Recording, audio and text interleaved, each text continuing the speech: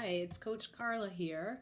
I'm introducing you to your 10-week run program and just want to go over some of the basics of what to expect. So you are going to have 4 runs pretty much every week. 2 of them are going to be endurance aerobic. You're going to be keeping those in zone 1, 2.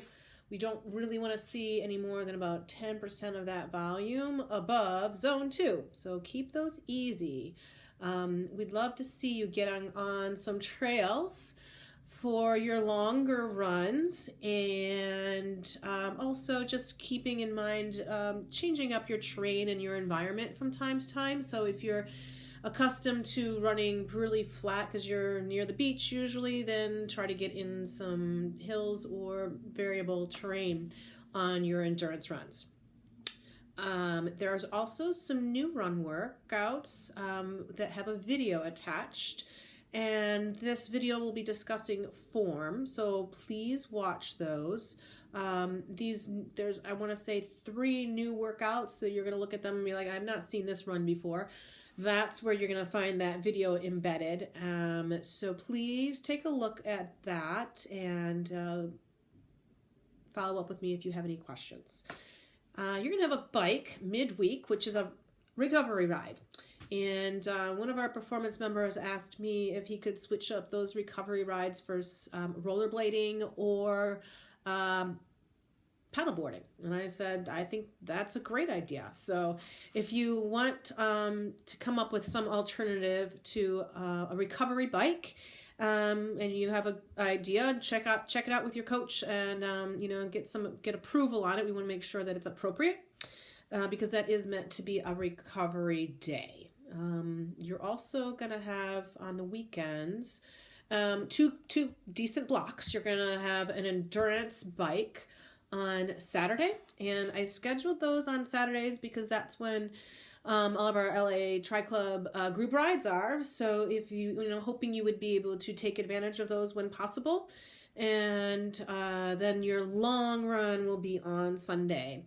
Again, that's going to be an endurance run. So if for some reason you want to switch those up, I'm totally fine with that. If it's better for you to ride on Sundays and run on Saturdays, we're fine with you switching out those 2 days. And then the other key component that's new is a new strength program, which I put together. Most of you know that my background started as a personal trainer, and that's still what I do with the majority of my time. And I really wanted to bump it up a bit. All right, for this strength program, the first 5 weeks, there's going to be a focus on stability. And then the second 5 weeks, there's going to be a focus on strength. So halfway through, you will be receiving a new workout, new video to review. You're going to see the same workout Monday and then again midweek. We really want you to prioritize these, especially at least once a week. If you can get 2 in, that's even more valuable, but please try to get 1 in a week. You'll see there's a complete description. There's a video attached, and I'll warn you now that the video is an hour long, and it needed to be an hour long because I built in a lot of regressions and progressions depending on what equipment that you have and just where your starting point is. So just know that the first time through that, you're not going to accomplish much in the actual workout, but it is really important to watch that video at minimum 1 time through. Have your strength workouts are the only days a week where you have doubles. So you want to prioritize in terms of when you complete the workouts, complete your swim, bike, or run first, and then do your strength training workout if at all possible. And if you wanted to, I'd be totally fine with you taking the strength program. Has an entry of about 15 minutes that is foam rolling and mobility work. So if you wanted to do that part of your strength program as a warm up for your swim, bike, or run, that would be great. And then when you jump into your strength workout later in the day, you probably need to do very little of it, if any of it at all. But it's a good idea to at least explore starting to do some of that mobility work before some of your key swim, bikes, and runs.